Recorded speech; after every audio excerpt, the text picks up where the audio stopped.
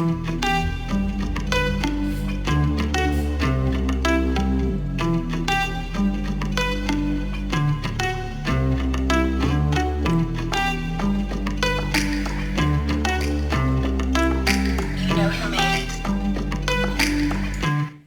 paz do Senhor, meus irmãos. Mais uma vez estamos aqui para comentarmos a escola bíblica dominical. É uma bênção de Deus. Para mim tem sido maravilhoso fazer esses vídeos e compartilhar com vocês a palavra de Deus. Tenho aprendido bastante mesmo. Tenho aprendido muito com a palavra de Deus. E espero estar transmitindo algo para vocês também. Espero que vocês estejam aprendendo. Então, aproveite, se inscreva no canal, deixe seu comentário, ajude-nos a divulgar esse canal da IBD. Será bênção para você e para a minha vida também. Vamos começar a nossa aula, como sempre, com uma oração. Feche seus olhos. Vamos orar. Querido e amado Deus, Pai eterno, mais uma vez, Senhor, estamos aqui para compartilharmos, Senhor, da Tua palavra, Senhor, dos seus ensinamentos, dos seus estatutos, mandamentos. Senhor, nós estamos aqui para aprender, Senhor, juntamente com os irmãos que estão online nos assistindo, Senhor. Ajuda-nos, Senhor, neste momento, a, Senhor, levarmos a verdade, a Tua palavra verdadeira, Senhor. E que nós possamos não só levar, mas que nós possamos praticá-la também, Senhor.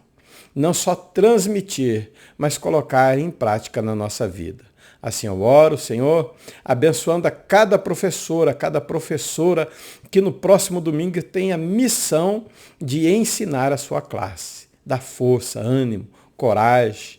Ilumina os pensamentos, organiza, Senhor. É o que nós te pedimos, Pai, em nome do Senhor Jesus. Vamos para a nossa aula. Hoje nós vamos estar com o livro de Esther. Esse livro maravilhoso. Opa, já fui lá para o texto áureo. Vamos voltar um pouquinho aqui. Lição de número 6, 11 de agosto de 2024. O livro de Esther. Se você notar a voz desse que vos fala, olha que bonito, gostou? Então, ela está meio assim mesmo, justamente por causa da minha garganta, tá? Ora por mim, me ajuda em oração para que Deus possa melhorar a minha garganta. Agora sim, né? O nosso texto áureo vai dizer o seguinte: porque se de todo te calares neste tempo, socorro e livramento doutra parte virá para os judeus. Mas tu e a tua casa de teu pai perecereis. E quem sabe para qual tempo como este chegaste a este reino? Efésios não. Esther, capítulo 14, versículo de número 4. A verdade prática, a perfeita vontade de Deus é nos guiar por caminhos que levem ao cumprimento dos seus eternos propósitos.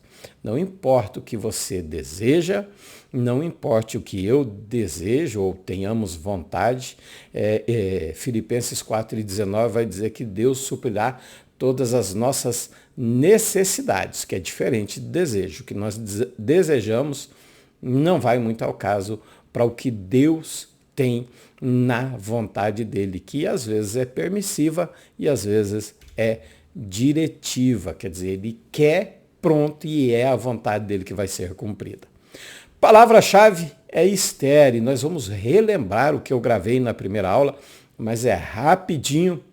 Hoje vai ser um panorama, uma abertura sobre o livro de Esther. Vamos lá então para a nossa lousa. Esther, Hadassah, né? Seu nome em hebraico é Hadassah, é murta, significa murta. É essa planta que você está vendo aí. Tá? Os judeus, inclusive, usaram, né? Ela vem da raiz de Hadass, para criar cabanas de Sucote, que é comemorado, é feito também as cabanas na festa de Sucote, festa das cabanas, né? Traz o sentido de proteção e libertação. E ela atuou das duas formas, né? Como protetora e libertadora do seu povo. Tem aroma agradável, mas amarga. Ela foi doce para com o povo, mas com os inimigos não foi tão docinha assim. E diversas características, beleza, justiça, força, resistência, cura, essa planta ela é medicinal também e salvação. Além do mais, nós vemos em Radassa qualidades, né, de Ester como cativante, Ester 2:9, obediente, formosa e modesta, humildade e intercessão, ela busca auxílio com jejum e oração, corajosa, né, porque não era fácil entrar diante do rei sem estar na agenda do rei, né, leal e persistente. Essas eram as qualidades de Ester. No pensamento persa, vou ser rápido que é só um resumo, né? Ela vem da palavra asta, que também significa murta, e ainda de um idioma, Stara, né? De uma raiz persa do antigo persa Stara, que significa estrela, e também próxima à língua média, que é Astra, que também significa murta. Que quando eles colocam o nome de Ester, a intenção deles é subjugar o povo à deusa Astarote, que é a mesma Afrodite na cultura romana. Essa era a intenção dos persas. Trocar o nome de Radassa por Ester era ser subjugado o povo, ela, enfim, ao modo de vida dos seus deuses. O que não aconteceu, porque no pensamento, no sentido hebraico, Radassa está associado a esconder ou ocultar. Tá? Eu sou um esconderijo, estou escondido, oculta. Foi o que ela fez obedecendo o seu primo Mardoqueu. E agiu de maneira dessa forma. Ela foi obediente, que é uma das qualidades de Ester, se manteve oculta. Então ela teve a identidade. Ela não revelou. Assim como o plano divino para libertar o povo também não é revelado. Então, muitas vezes, Deus trabalha em nossa vida para oculto, ele trabalha em silêncio e nós acabamos, né, cobrando um pouco de Deus. Ele não está presente, ele não me vê, mas nós vamos trabalhar isso durante a aula. Enfim, ela tem esse plano. Ester é o único livro da Escritura onde o nome de Adonai, olhe bem, não é citado, tá? Não é que não tem o nome, ele não é citado. E nós vamos ver novamente nessa aula. O objetivo da nossa lição são 3. Apresentar a organização do livro de Ester, explorar o contexto histórico um pouco, porque não dá, né, para explorar tudo, expor o propósito e a mensagem do livro de Ester. Vamos então ao nosso primeiro objetivo, o nosso primeiro ponto, a organização do livro. Nós vamos apresentar uma organização. E o interessante é que você não assista só a minha aula, porque eu apresento uma forma, outro professor apresenta de outra forma, não que nós estamos sendo divergindo dentro da mesma matéria, não, mas é que nós conseguimos, com vários professores, abordar uma maior quantidade de conteúdo. Tá? Nós vamos ter mais conteúdo para a sua aula no domingo. Então não assista só a minha aula, assista as outras aulas, também vai te ajudar bastante. Então vamos ver essa organização do livro. Primeiro ponto, a categorização do livro. Ele está nos escritos, tá? Ketuvim. No Antigo Testamento, ou como os judeus chamam, né?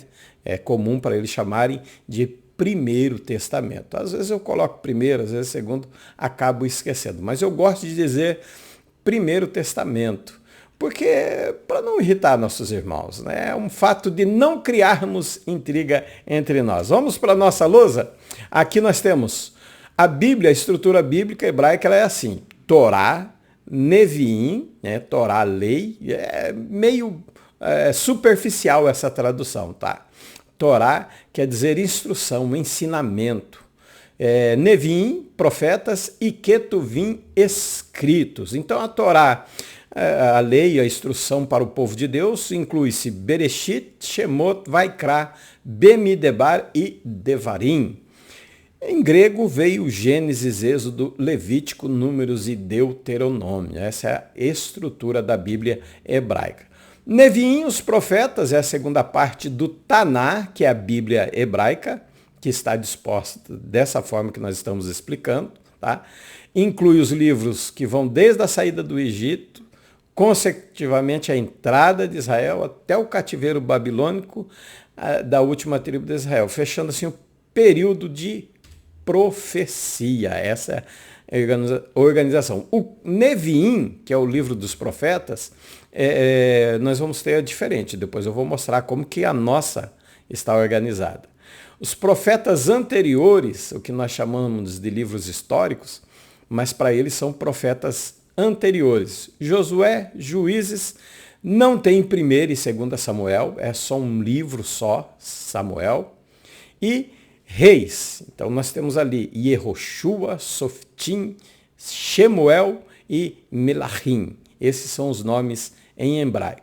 E nós temos também os profetas posteriores, que estão inclusos os profetas maiores, Isaías, Jeremias e Ezequiel, e os menores, os 12 profetas menores, que estão dispostos aí na sua tela, aí todos os nomes dele. Não vou ler porque é só um resumo para nós entendermos onde está o livro de Esther.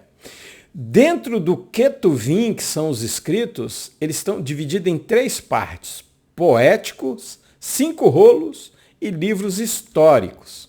Então os livros poéticos são Terrilim, Salmos, Mishlei, Provérbios, e Iov, que é Jó.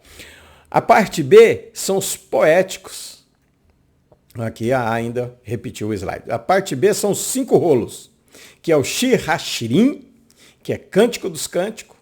Aí está Ruth, Reicá, que é Lamentações, Coleret, que é o Pregador, Eclesiastes, e Esther, que é o livro que nós vamos estudar. Eu coloquei em amarelo os dois, para vocês entenderem que esses 2 livros, eles fazem parte dos 5 rolos. E a parte C é fechada com Daniel, Esra, que é Esdra e Neemias, é um livro só, leva o nome de Esra, e Divrei HaYamim, que é Crônicas, não tem para eles 1ª e 2ª Crônicas, somente Crônicas. Dentro do contexto histórico, o período helenístico aí começa, com as conquistas de Alexandre o Grande, a língua grega foi se espalhando, foi tomando conta. A comunidade judaica em Alexandria, ela era influente, ela precisava de uma tradução das escrituras. Já os judeus, por causa da diáspora, não falavam mais hebraico fluentemente. Nós vamos ver que esse hebraico quase some. Então, é traduzido para o grego, vem o processo de tradução. Começou por volta do século III, durante o reinado de Ptolomeu, e vai os tradutores, a mais famosa tradução encontrada na carta de Aristeias, que afirma 72 anciãos judeus, 6 de cada uma das 12 tribos de Israel foram encarregados de traduzir a Torá, os 5 primeiros livros de Moisés. E por isso leva esse nome, o nome de Septuaginta, abreviado 70, mas, na realidade, cerca de 70, 72 tradutores estavam envolvidos. Na nossa teologia, vai ficar assim o Antigo Testamento: Lei, Gênesis, Êxodo, Levítico, Números e Deuteronômio. Os livros históricos, onde está Ruth e Esther. Aí nós temos os poéticos, Jó, Salmo, Provérbio, Eclesiastes e Cantares. Temos profetas maiores, Isaías, Jeremias, Lamentações, que faz parte do livro de Jeremias, Ezequiel, Daniel e, por último, os profetas menores, que são 12. É a nossa Bíblia. Então, explicado como que a Bíblia dos judeus funciona, como que funcionou depois da Septuaginta, nós vamos seguir em frente com o nosso segundo ponto: características literárias.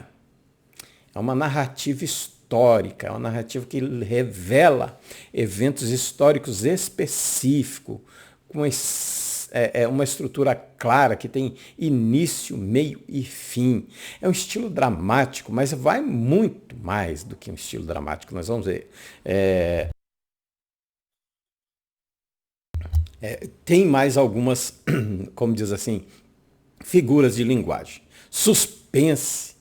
reviravoltas, resoluções. Então é um livro muito interessante. Eu particularmente amo o livro de Esther. Na realidade, apesar de ver a importância do livro de Esther comparado com o livro de Ruth, nós vamos ver que o livro de Ruth parece, não estou dizendo que é mais importante que outros, os dois eu considero bem, mas parece que o livro de Ruth é mais importante, porque, na realidade ele retoma a linhagem do Salvador. E aqui é a salvação do povo, que também, se fosse destruído, a linhagem de Jesus Cristo terminaria.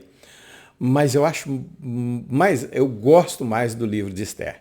Então ele é composto de diálogos, de monólogos, né, extensos, para desenvolvimento dos personagens e das tramas que existem dentro dele. A ironia, a reversão, principalmente no destino de Haman, né? Na tradução portuguesa, Haman.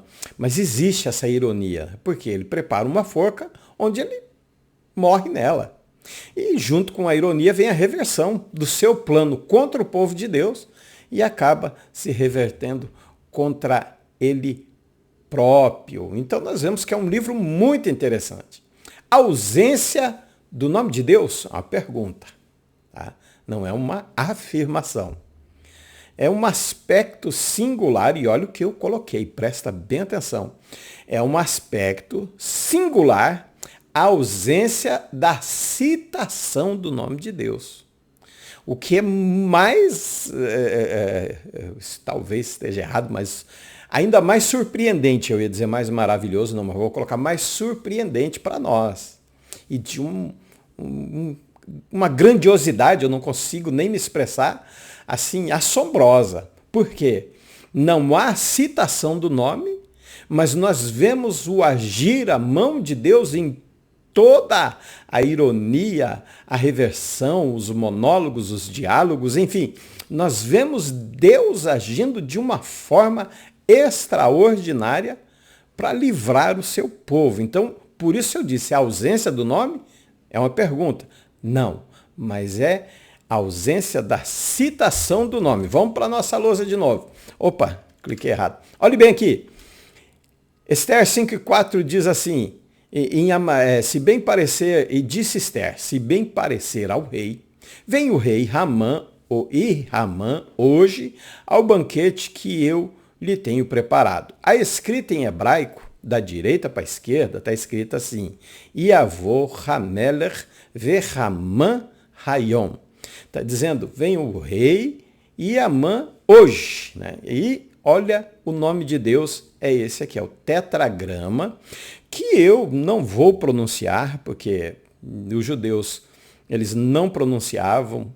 Alguns dizem que a pronúncia é uma, é outra, enfim, mas não é o mérito da questão. Mas o fato é que ele está nesse versículo. Olha aí, cada letra está dentro do versículo do capítulo 5, versículo 4. Ele está escondido porque era um documento persa. Se eles vissem esse nome, com certeza eles tirariam e colocariam uma divindade deles no lugar do nome do nosso Deus. Por isso ele trabalha em oculto. A autoria e data, a autoria do livro de Esther é incerta, não mencionada explicitamente nos textos, né? Algumas tradições elas sugerem que Mardoqueu foi quem escreveu, mas a data é difícil. A autoria, os estudiosos direcionam a Mardoqueu. A data estima-se entre os séculos 5 e 4 a.C., após os eventos narrados que ocorreram em 483 e 73, possivelmente no reinado de Artaxerxes I, o seu sucessor. Hoje está bem difícil para falar, então ajude em oração para que essa minha voz na próxima aula ela esteja melhor. Tá? Se eu enroscar alguma palavra, eu vou voltar e nós vamos entender. Tá? A estrutura do livro, esse não tem, eu coloquei essa estrutura para que você possa entender. O capítulo 1 e 2 é introdução e ascensão de Esther. Então o capítulo 1 ele vai trazer o banquete que o rei Assuero propõe, né, e a disposição da rainha Vasti, ou é Vasti, né? E o capítulo 2, a escolha de Esther como rainha e a descoberta do complô contra o rei por Mardoqueu. Mardoqueu conta, Mardoqueu descobre esse complô contra o rei, é desmantelado, é anulado, mas Mardoqueu não recebeu nenhuma honra. Isso entre o capítulo 1 e 2. O capítulo 3 e 4 vem a conspiração de Amã, a ascensão dele, o decreto para destruir os judeus e a reação de Mardoqueu e os judeus ao decreto e o apelo de Esther. Esther vai fazer um apelo, diz, olha, tá bom. Mardoqueu disse, não foi para esse tempo que Deus colocou aí. Ele falou, tudo bem, então reúne o povo, vamos orar e jejuar por 3 dias. E por 3 dias esteve o Filho de Deus morto, enterrado, sepultado não, mas no túmulo, né, por 3 dias, e aí ele ressuscitou. Da mesma forma, Esther. E quando ele ressuscita, olha a ligação que tem com o livro de Esther. Por 3 dias Jesus esteve no túmulo. Ao 3º dia, quando ele ressuscita, ele nos dá livre acesso a Deus. Quando ele morre, ele já nos dá livre acesso. Mas quando ele ressuscita, ele realmente cumpre a sua missão de ser o primogênito. Por 3 dias, ele fica e aí ele se apresenta a Deus. Por 3 dias, Esther consagra e jejuma. E aí ela se apresenta ao rei. Por isso, ela não vem falecer, ela não vem morrer e o rei estende o seu cetro. Coragem e estratégia de Esther. Esther se apresenta ao rei e convida-o, né, no capítulo 5, junto com Ramã, para um banquete. No 6, nós vemos a honra a Mardoqueu pelo rei, né? Aí nós vemos a ironia e a reversão, porque Amã entra lá, certo de que quando o rei pergunta o que se faria a um homem cujo rei se agrada, só pode ser eu. Às vezes é o nosso pré-julgamento de nós mesmos, talvez por exercermos uma função dentro da igreja. Imagine hoje eu como primeiro coordenador da Escola Bíblica Dominical no Campo de Foz, entro na sala do pastor-presidente, pastor Isaías, e ele faz essa pergunta. E eu digo para ele, sem maldade, né, sem artimanha da minha parte, sem esse complô, mas isso é para nós tomarmos cuidado e não julgarmos a nós mesmos como os melhores. Filipenses capítulo 2, versículo 3, é isso, diz que nós devemos considerar os outros melhor do que nós. Vamos ver aqui, hoje eu estou com a Bíblia do Homem Sábio, é o título que está na Bíblia, já mostro para vocês aí, tá? Filipenses, né? Filipenses capítulo 2, versículo 3. É isso, Filipenses, achei aqui. Filipenses 2. Nada façais por contenda, 2 e 3. Ou por vanglória, mas por humildade. Cada um considere os outros superiores a si mesmo. Essa é a tradução da Bíblia aqui, ó, a Bíblia de Estudo do Homem Sábio, segundo o coração de Deus. É um título que colocaram na Bíblia, tá? Na realidade, deixa para lá. Enfim, não, e pensa, eu entrar na sala do pastor Isaías e ele perguntar, nós precisamos honrar um obreiro, o que nós vamos fazer? Aí eu vou dizer, só pode ser eu, coordenador da Escola Bíblica Dominical, sou eu mesmo. Não faça isso. Não seja sábio aos seus próprios olhos. Não é isso? Provérbios. Deixa eu desligar um pouquinho aqui. Provérbios. Não seja sábio aos seus próprios olhos. A palavra de Deus é maravilhosa. Por isso que nós devemos estudar, né? Deixa eu achar aqui Provérbios. Meu celular está uma benção, sabe? A gente clica nele, ele não obedece, por isso demora um pouquinho. Nós temos que ter humildade.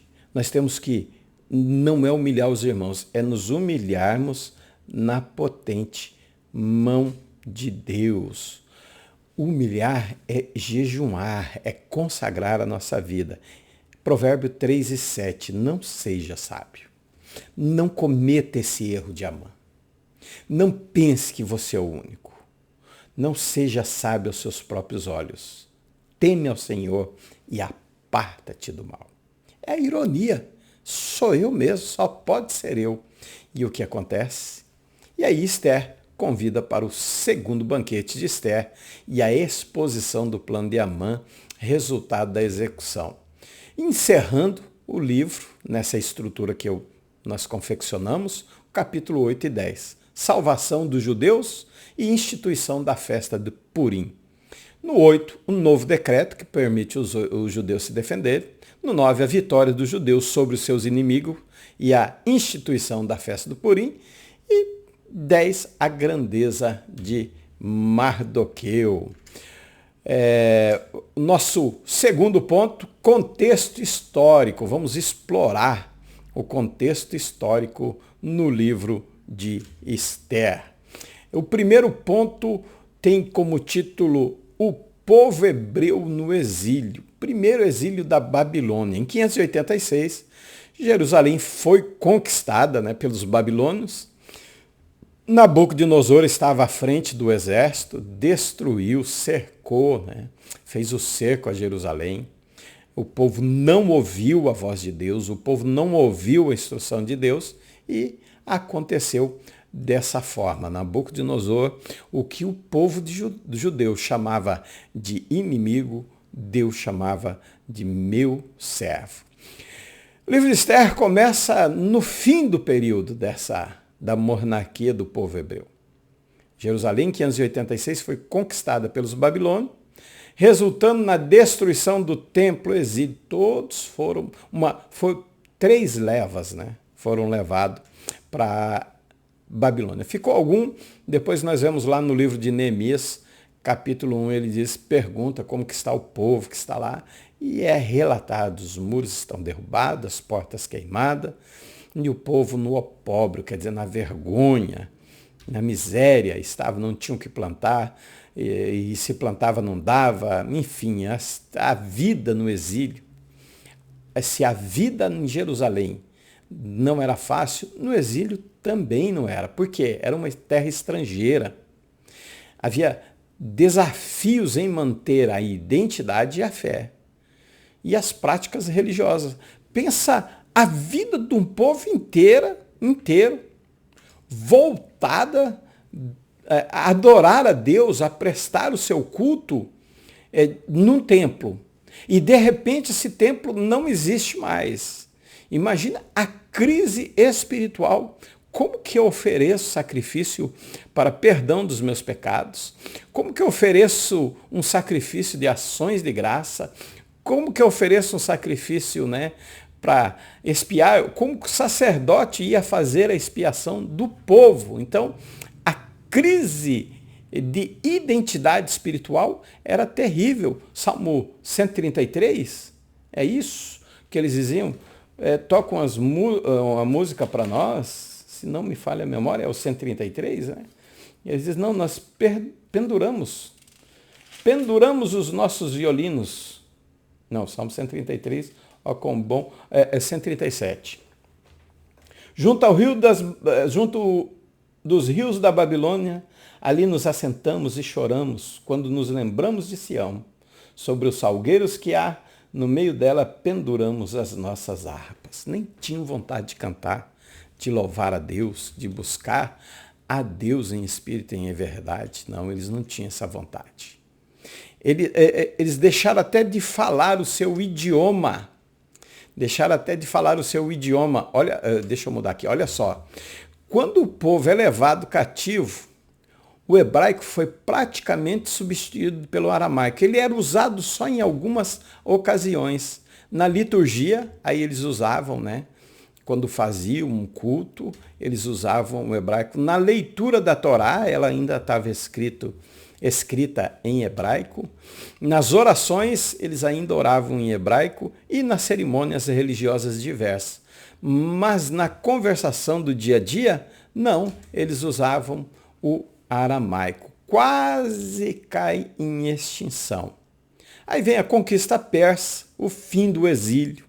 O Império Babilônico é conquistado pelos persas. Nós vemos lá em Daniel, quando Ciro, né, eu esqueci o nome do rei agora, ele está bebendo e aparece uma mão, uma escrita, e diz para ele que você foi pesado e achado em falta. E aí o reino é tomado, né?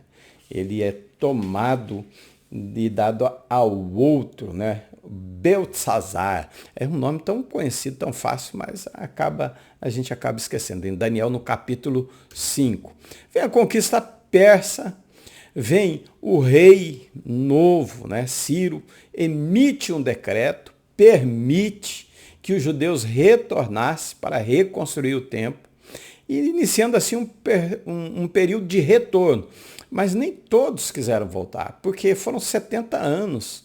Eles já estavam estabelecidos, eles já estavam com raízes, já tinham filhos, já tinham, enfim, alguns não quiseram voltar mesmo. E os que voltaram ainda sofreram algumas consequências. Neemias, no capítulo 13 de Neemias, versículo 25, ele amaldiçoa algum, ele espanca outro, ele arranca os cabelos. Para quê?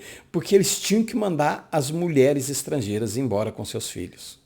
Então foi um período difícil, não só para reconstruir a cidade, mas para ajuntar o povo de volta. E é esse período até do juízo divino contra Judá, conforme Jeremias 25:12, o juízo sobre Judá não, né? O juízo vem por Judá por sua idolatria, e o juízo sobre Babilônia também. E dentro desse tumulto, esse período aí de muitos eventos acontecendo, é que acontece a história de Esther. É que aparece essa personagem, onde nós vemos dentro desse contexto. Aí melhor, viu? É só mudar o slide e a gente se acha no fio da meada. Então, ele registra todos esses fatos na capital do Império Persa, em Suzã, o primeiro e segundo retorno dos judeus para Jerusalém. Diante de todos esses acontecimentos, essa história maravilhosa que nós vamos ter agora, a lição 6, 7, 8, 9, 10, 11, 12 e 13. Olha, estima-se que mais de 1 milhão de judeus viviam na Babilônia durante esse período. Então, era uma comunidade que tinha uma certa influência dentro da Babilônia. O próprio Daniel e seus amigos eram influentes. Eles faziam parte e tinham a sua contribuição dentro do Império Persa. E Esther vem trazer essa história maravilhosa. Era de desafio, integrar-se à cultura, mudar os costumes, viver na mesma fé, sob um governo diferente. Primeiro vem os babilônios, depois os persas. Os costumes influenciam. Os costumes influenciam. E nós vemos a nossa sociedade, que não mudou. Muda-se o governo, um partido entra hoje, outro amanhã, mas é povo brasileiro. Nós não saímos do Brasil, por exemplo, para os Estados Unidos, ou Paraguai, ou Argentina, não. Nós continuamos dentro da nossa cultura. E ainda assim, às vezes, eu diria, nós perdemos muito da nossa identidade cristã. Imagine eles, pós-exílio, reintegrar, dispensar as mulheres que casaram, que eram persas ou babilônicas, enfim, eram estrangeiras, vamos colocar assim mais correto, eram estrangeiros, os filhos eram estrangeiros. E Deus não permitia esse tipo de casamento. Então vocês veem a influência que tem dentro dessas mistura de cultura. E Deus trabalhando. E daí nós vemos no terceiro ponto aqui, expor o propósito e a mensagem do livro. Vamos para o primeiro ponto. O nosso primeiro ponto vai dizer sobre a providência divina. Em meio a todo esse caos, em meio a toda... caos não, estava sendo organizado dessa bagunça para se colocar tudo no seu pontinho certo. Porque olhe bem, quando você vai fazer uma reforma na sua casa, você não está fazendo algo ruim, é bom, ou até mesmo construir, mas é uma bagunça, não por mal, por bom. Da mesma forma estava acontecendo com o povo de Israel. Então, o principal propósito do livro de Esther é providência divina. Mesmo quando eles estão fora de propósito aparente, porque nós temos, e eu até brinco, né? Às vezes estamos passando uma dificuldade, fala assim, não, Jesus, espera aí, se o Senhor fizer dessa forma, assim vai dar certinho. Não, mas os planos dele não são os nossos. O pensamento dele não é os nossos. Por isso que é mostrar a providência divina para esse povo. É mostrar que ele está agindo, ainda que o nome dele não seja citado, ainda que o nome dele não apareça explicitamente, tá? Que Deus, mesmo não sendo mencionado, a mão dele está lá. Aqui eu coloquei desde a ascensão de Esther ao trono até a queda de Amã. Mas antes da ascensão de Esther, podemos colocar assim, a mão de Deus, a providência divina já está sobre o povo de Israel. Já está tudo, porque para Deus não tem. Só um pouco. Para Deus não existe passado e nem futuro. Para Ele tudo é. Ele é. Porque se Ele não sabe do passado, se Ele não domina o passado, se Ele não está no passado, Ele não é Deus. Porque Ele perdeu algo. Porque passou. E para Ele não existe isso. E para Deus não existe o futuro, porque é algo que está por vir, que é uma ideia de não sabermos o que vai acontecer. Se Ele não sabe, se Ele não está no futuro, Ele também não é Deus. Então todos os detalhes dessa história Deus já estava antes. Por isso Deus está já lá na sua vitória, na minha vitória. Nós temos é que lutar, porque para nós existe passado, presente e futuro, mas para Deus não. Deus já está assentado com a igreja participando da grande ceia. Jesus já está sentado lá, porque para ele não existe passado, presente ou futuro. Então nós vemos a providência de Deus para com o seu povo. E hoje nós vemos a providência, ele trabalha nos bastidores. Ele guia os eventos, as pessoas. Ele vai trabalhando da forma dele. É claro que eu tenho que me deixar ser usado por ele. Porque se eu não deixar, ele vai arrumar outro. Lembra que Mardoqueu disse? Para esse tempo você foi colocado aí. Mas se não, fica tranquila, porque socorro vem de outro lugar. E às vezes o que tem acontecido muito é que nós institucionalizamos a fé. Nós colocamos a nossa fé em uma instituição ou em pessoas. Não. A nossa confiança tem que ser em Deus. Nós temos que crer que a providência, que ainda que ele não apareça, mas ele está trabalhando para cumprir os seus planos que são soberanos. Ainda que nós não vemos ou até mesmo não sentimos. Isso pode gerar uma falsa estabilidade. Perigo de confiar nas falsas estabilidades. Enfrenta um ambiente político e social instável, onde alianças e favor podem mudar rapidamente. E é o que nós vivemos hoje no Brasil. E eu não estou dizendo da política, eu estou dizendo da igreja. Não estou dizendo que não temos que votar em A ou B ou C que tem a mesma linha de raciocínio. Mas nós estamos colocando muita confiança em uma pessoa. Nós estamos institucionalizando a nossa fé, às vezes em um partido político. Mas do que eu não tinha esse problema. Só um minutinho.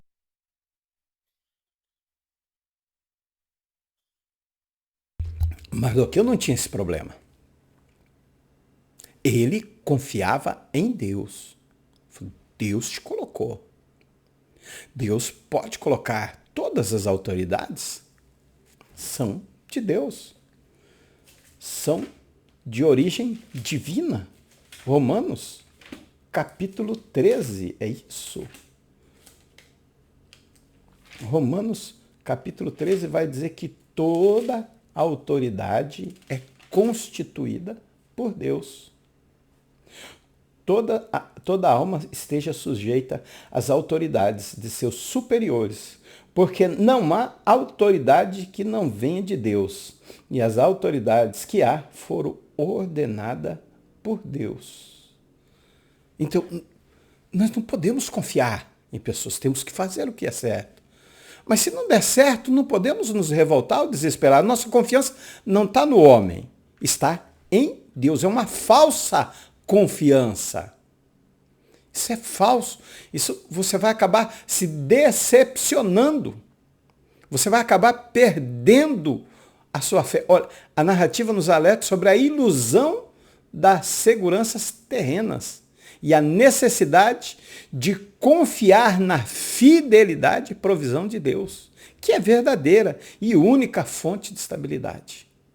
Riqueza, poder, posição, amigos influentes dentro da sociedade. Não é essa confiança que Deus espera de nós. Não é essa fidelidade que Ele espera do seu povo. De forma nenhuma Ele espera isso do seu povo. Aí o ponto 3, a festa do Purim. Um propósito significativo é registrar a instituição dessa festa. É maravilhoso. O grande livramento que os judeus receberam. Através da mão de Deus. Através do agir de Deus. Através dele colocar tudo no seu ponto certo e o povo confiar e buscar a Deus. Coisa que nós não estamos fazendo. Jejum, oração e consagração. Eu coloco nós. Ah, mas é só eu. Não é só eu que tenho que fazer. Eu posso chegar aqui e dizer para você, ó, eu jejuo toda semana, eu oro 2 horas por semana, mas isso não é uma tarefa só minha. Isso não tem que ser um glamour, isso não pode ser um troféu a ser exibido, não. Isso tem que ser uma coletividade, é em conjunto de todos. Eu deveria chegar aqui e dizer, olha, a minha igreja ou a nossa igreja, Assembleia de Deus, no âmbito geral, ora 3 horas por semana. A nossa igreja jejuma toda semana. E não falar de mim, não importa a minha pessoa, é o corpo. Eu sozinho vou fazer alguma coisa? Posso, mas o corpo é muito mais forte. Aí vem a festa do Purim, onde eles comemoram o livramento. Purim quer dizer pur, que significa lançar sorte. É a salvação miraculosa, como Deus prepara. A comemoração da festa de Purim tem até um biscoitinho que chama-se Rosen Hamã, que quer dizer orelhas de Amã.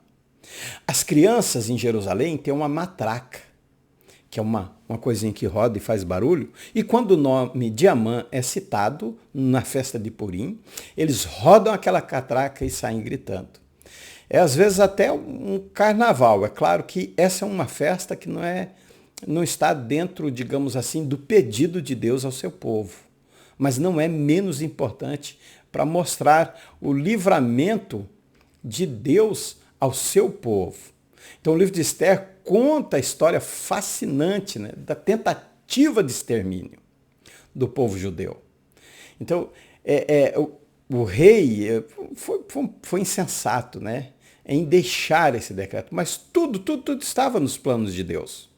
Tudo estava da forma que Deus queria que acontecesse. Aí vem o banquete, eles comem, eles bebem, e Esther revela o que iria acontecer. E hoje é feito, no dia da festa de Purim, também é feito um banquete para eles comemorarem a festa de Purim. Celebrar a reversão do destino. Celebrar a reversão, o livramento e a reversão. Ironia e reversão. Tá ficando difícil, mas nós já estamos terminando. Purim, esta festa se tornou uma celebração anual, alegria, lembrança do livramento, gratidão, obrigado, Senhor, pela providência divina, pela mão dele estendida sempre. E a Bíblia diz, humilhai-vos debaixo da mão potente de Deus, que ao seu tempo ele vai nos exaltar. Então se humilhe na presença de Deus. Confie que Deus está no controle de todas as coisas, que ele é soberano sobre todos os governos. Não importa, eu não me importo mesmo. O que eu me importo e me preocupo é se Deus está comigo em qualquer lugar, em qualquer situação. Porque não adianta um governo do meu querer, se Deus não está comigo, se eu não estou na vontade do Eterno. Vamos para a nossa conclusão? A nossa conclusão diz o seguinte: o livro de Esther nos lembra de que vivemos neste mundo, mas não devemos confiar em suas estruturas. Todos os reinos deste mundo vão passar, não vão ficar, não vai sobrar nenhum deles. Por isso que a palavra nos diz, a nossa cidade está nos céus, donde também esperamos o Salvador, Senhor Jesus Cristo, Filipenses 3:20. Lembre-se, a nossa cidade não é aqui na terra. Lute por um mundo melhor. Construa um mundo melhor a partir da sua vida. Faça algo para melhorar este mundo. Mas lembre-se, você é um estrangeiro. Eu e você não temos residência fixa neste mundo. Foz do Iguaçu é a minha cidade de passagem. É onde talvez eu fique até que ele venha, ou talvez não. O certo é que a nossa cidade está nos céus, onde também esperamos o nosso Salvador. Confie, acredite e Deus vai abençoar a sua vida. Feche seus olhos, eu quero orar por você. Querido e amado Deus, Pai eterno, chegamos até aqui, Senhor. Obrigado, Senhor, por essa oportunidade de lembrar, Senhor, sobre a sua providência na minha vida, na vida da minha esposa, dos meus filhos, da sua providência, da sua proteção sobre a vida dos meus familiares, dos meus amigos, dos meus irmãos da igreja, dos professores, superintendentes, pastores. Senhor, nós somos gratos porque nada do que acontece está fora do seu controle. Mas que nós possamos ter fé, confiança, sermos com o nome de Boaz, que quer dizer firmeza, de fé, sabendo que a nossa cidade não é aqui e que nunca o Senhor vai nos deixar perecer. E ainda que nós venhamos a falecer, a perder a vida aqui, nós temos que temer só aqueles que podem tirar a nossa vida aqui, mas não podem lançar a nossa vida no inferno, porque o Senhor nos comprou, o Senhor nos resgatou com precioso sangue e o Senhor trabalha ao nosso favor. E é assim que nós confiamos e te agradecemos em nome do Senhor, e quem concorda diz amém. Que Deus abençoe a sua vida. Shalom Vrahá, paz e bênção sobre você. Lehi Traot. Até a próxima, se assim o Eterno nos permitir. Fique na paz do Senhor.